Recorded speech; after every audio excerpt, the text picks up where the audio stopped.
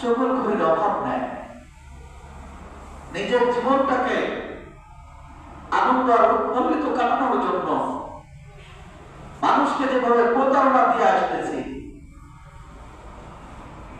আল্লাহ না করুক মৃত্যুর পরে মালাকুল মউত থেকে নিয়ে শুরু করে হাসরের ময়দান পর্যন্ত ফেরেশতারা যদি আপনার আমার সাথে চগলখড়ি করে, আপনার আমার কি অবস্থাটা হবে?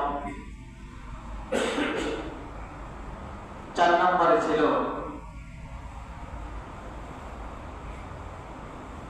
4 নম্বর, মিথ্যা কসম কাটা যাবে না।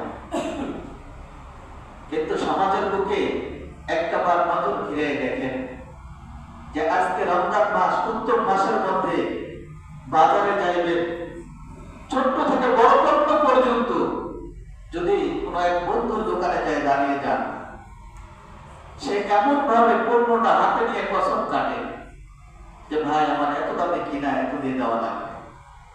কসম কাটে বিক্রি করাই যাবে না, কিন্তু এই রমজান মাসে কেউ যদি কসম কাটে কোনো পণ্য বিক্রি করে, তাহলে তার রোজা হবে না।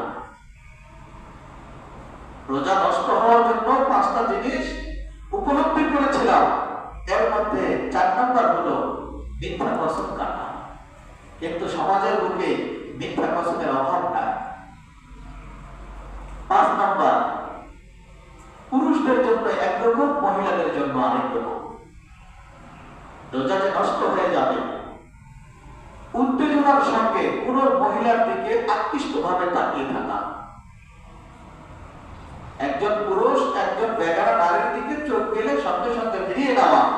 কিন্তু রমজানের রোজাটা নষ্ট করার জন্য কোন একজন যুবক পুরুষ যদি কোন যুবতী মেয়ের দিকে আকৃষ্ট ভাবে তাকিয়ে থাকে, মনের মধ্যে যদি উত্তেজনা প্রয়োগ হয়, তাহলে জানতে হবে তার রোজাটা নষ্ট হয়ে গিয়েছে। ঠিক তেমনই ভাবে কোন মেয়ে মানুষ যদি কোন ছেলে মানুষের দিকে আকৃষ্ট ভাবে তাকিয়ে থাকে, এই 5টা জিনিস থেকে আমাদেরকে আল্লাহ পাক রব্বুল আলামিন যেন হেফাজত করেন, সকলে বলি আমিন। এই 5টা কাজ যদি অন্তরের মধ্যে না থাকে, আপনি আমি সারাটা দিন অনাহারে থাকলাম,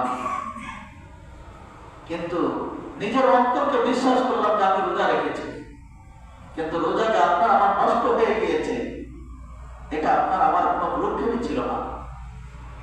এমন অলসতা করা যাবে না।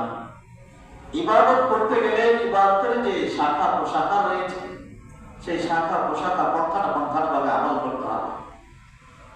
আল্লাহ নবী সাল্লাল্লাহু আলাইহি ওয়াসাল্লাম বলেন,